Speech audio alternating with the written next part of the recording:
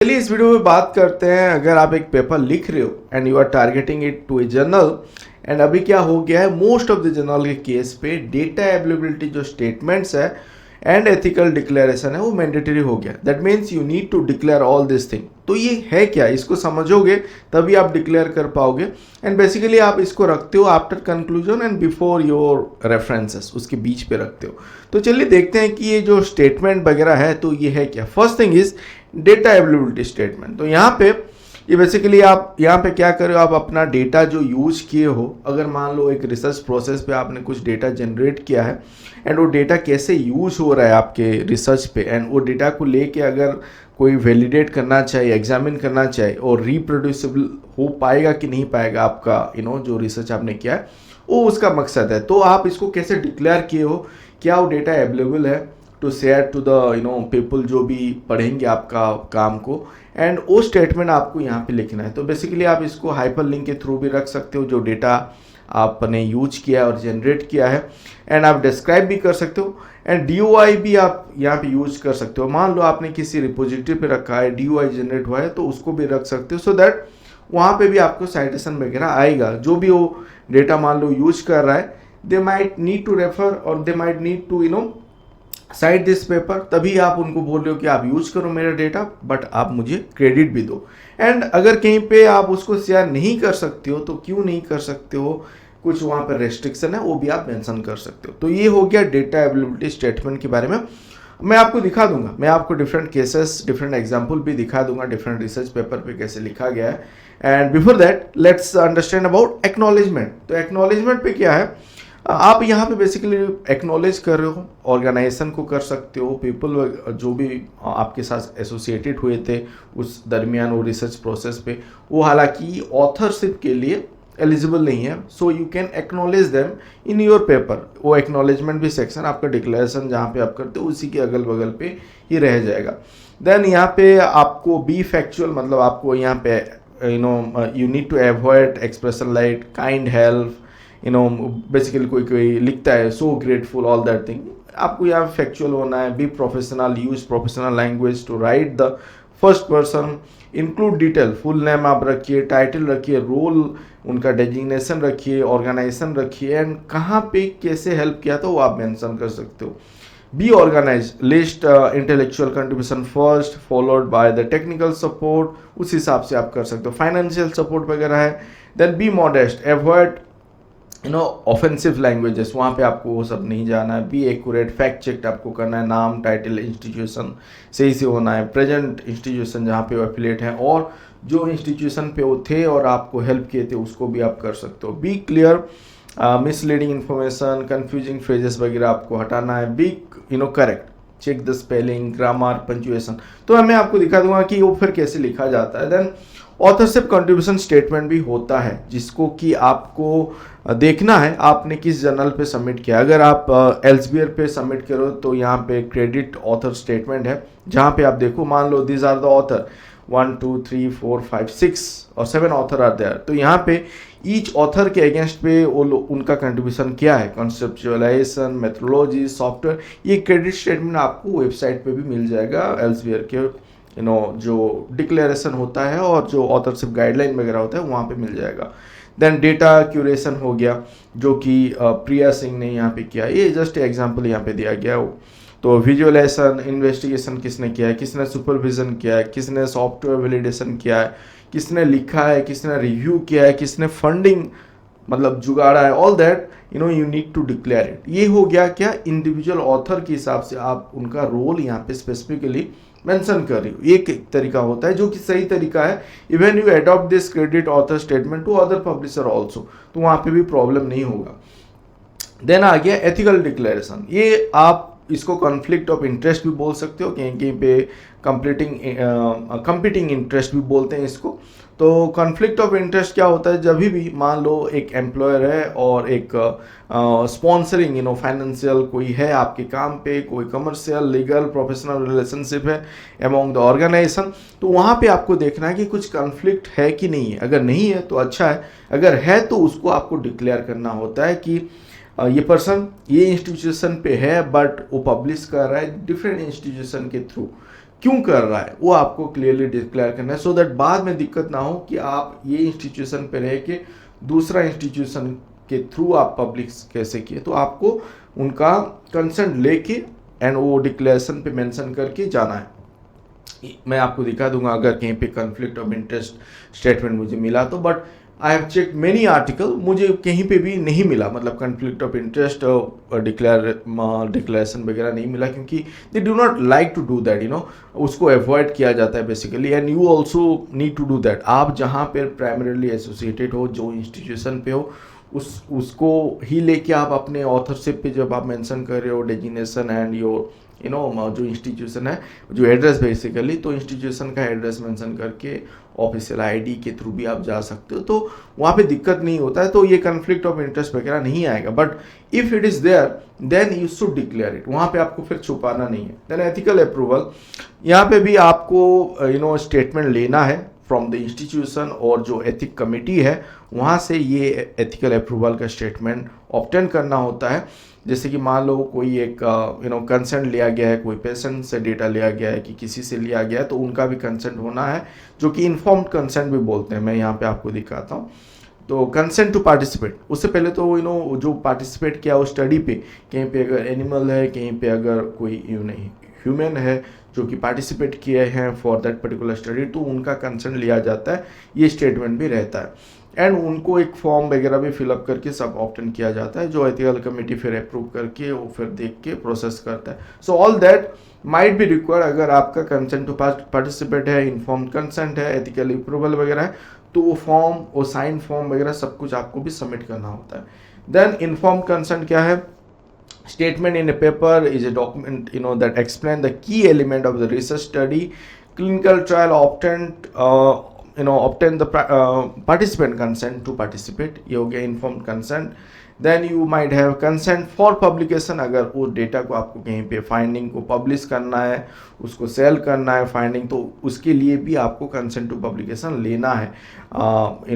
It gives publisher right to publish. So जो involve है तो वो कंसेंट लिया जाता है, जैसे कि ऑथर से, हमारे से कंसेंट भी लिया जाता है, एंड दैट ऑल्सो जो इन्वॉल्व है उनसे भी आप ले सकते हो, that I am publishing in this, ये पर्टिकुलर जर्नल पे मैं पब्लिश करने वाला हूँ, and they might sell it, और they might publish it in their website, so वो लिया जाता है। तो अभी एग्जाम्पल वगैरह देखते हैं, सो आपको क्लियर कट होगा। ये जो आप देख रहे हो यहाँ पे, basically this whole is under declaration, आप बोल सकते हो कि जो हम बात करें ऑथर स्टेटमेंट हो गया, और ऑथरशिप डिक्लेरेशन हो गया, एथिकल डिक्लेरेशन हो गया, सो ऑल दिस स्टेटमेंट। सो यहाँ पे आप देखो, पहले ये डिफरेंट जर्नल पे डिफरेंट वे पे भी उसको सजा के रखा जाता है। तो यहाँ पे I think it is published in Springer journal, तो हमारा ही एक पेपर है गेस, एंड ऑथर कंट्रीब्यूशन आप देखो यहाँ पे, क्रेडिट स्टेटमेंट जैसे आपने एल्सेवियर पे देखा था, उसी सिमिलर वे पे यहाँ पे है।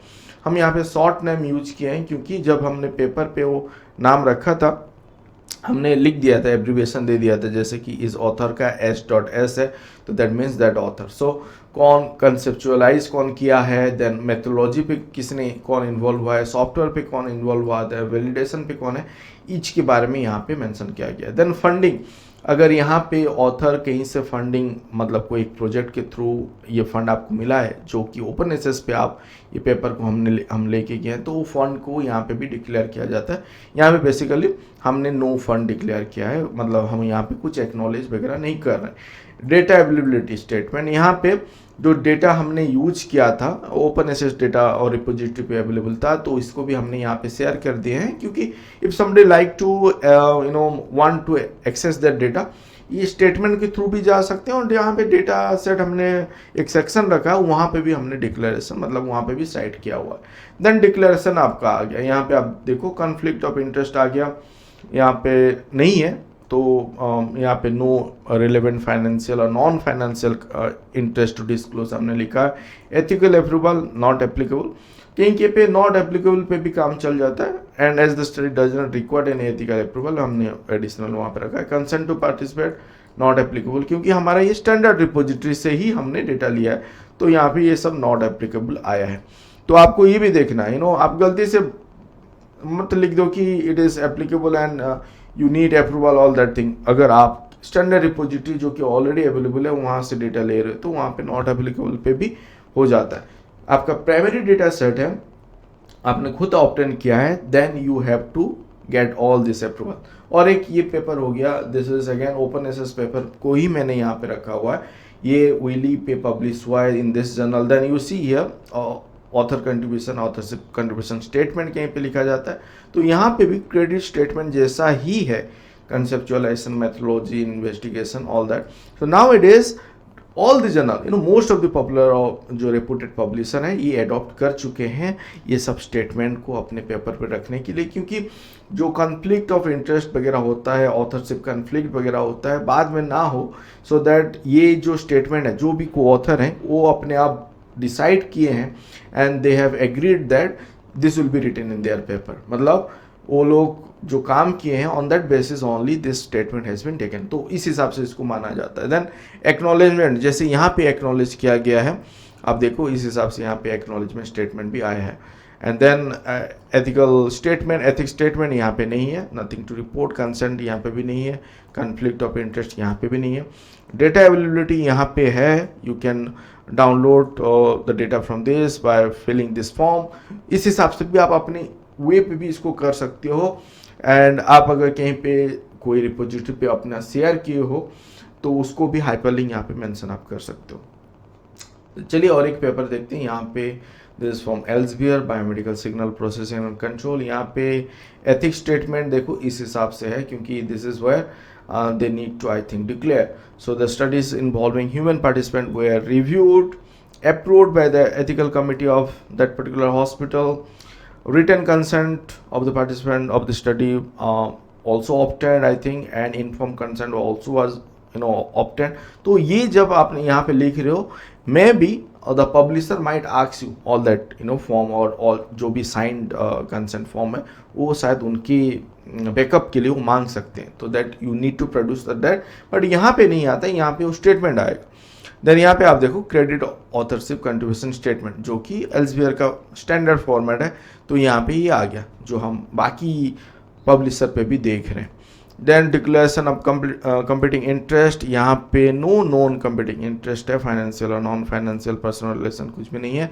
Acknowledgement, they have acknowledge this foundation because they have obtain I think fund from that too, जो भी है उनका काम के लिए शायद किए होंगे, देन इनको ये एक्नॉलेज यहाँ पे कर रहे हैं।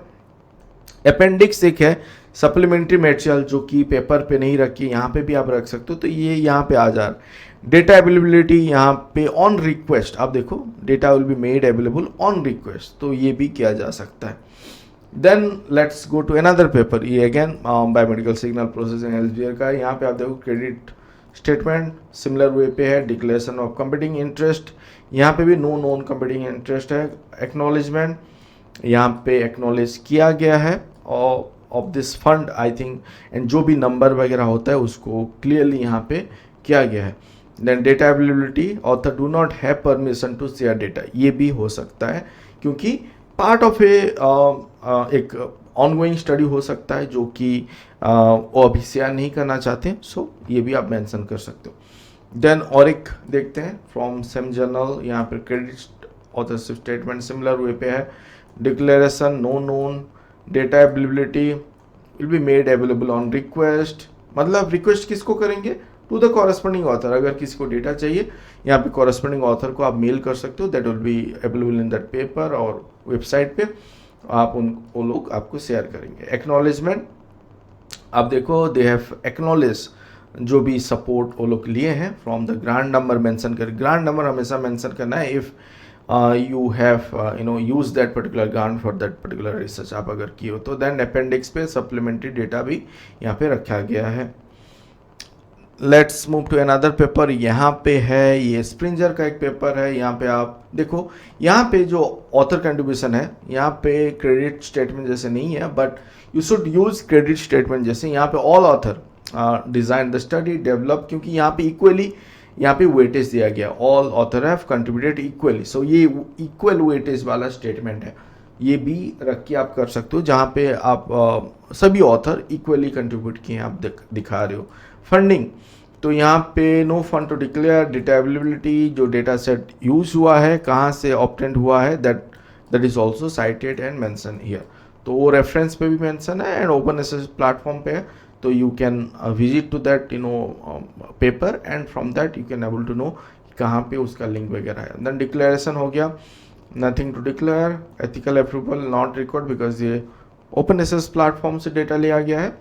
यूज़ ऑफ LLM, ये मैंने यहाँ पे क्यों रखा है, क्योंकि यहाँ पे ये भी अभी मेंशन आप कर सकते हो, यू शुड मेंशन अगर आप जनरेटिव AI यूज किए हो, LLM मॉडल और AI टूल वगैरह यूज किए हो। Basically they have used it for literature review, utilize in literature review section, abstract, conclusion and analysis and comparison section, and to enhance the clarity, coherence and overall readability of the text, उसके लिए ही use हुआ है, ना कि complete writing generation of text उसके लिए नहीं।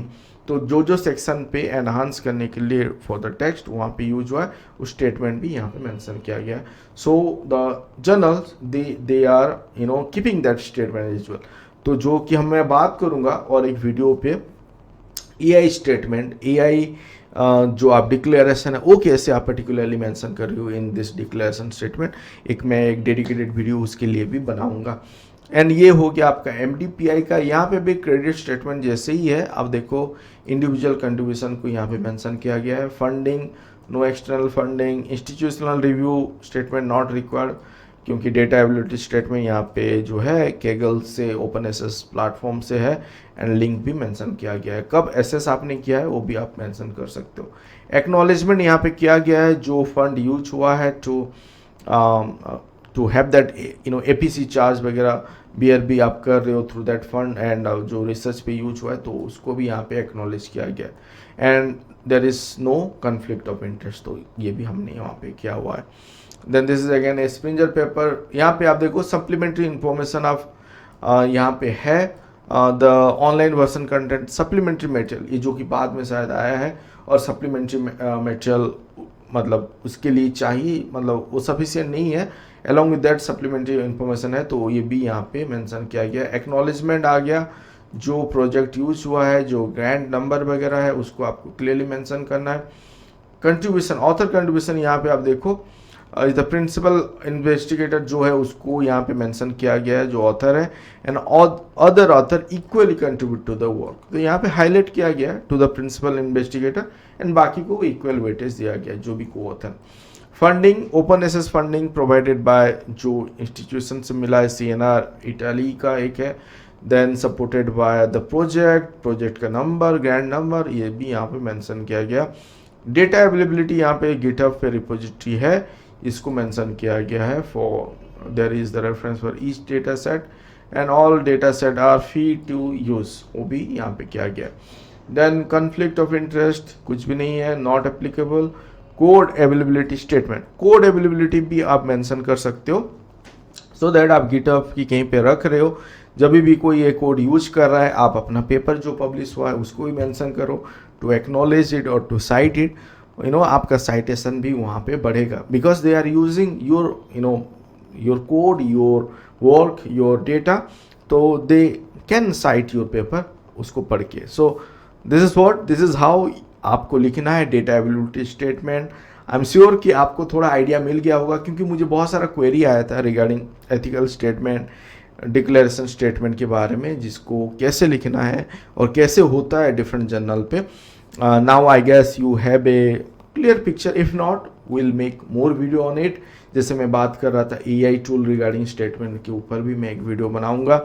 Do explore, do watch our other video, आपको वहाँ पे भी आइडिया मिलेगा। And stay connected, do subscribe, आप सब्सक्राइब करोगे, लाइक करोगे, then it will motivate me. Thank you for watching this video, thank you.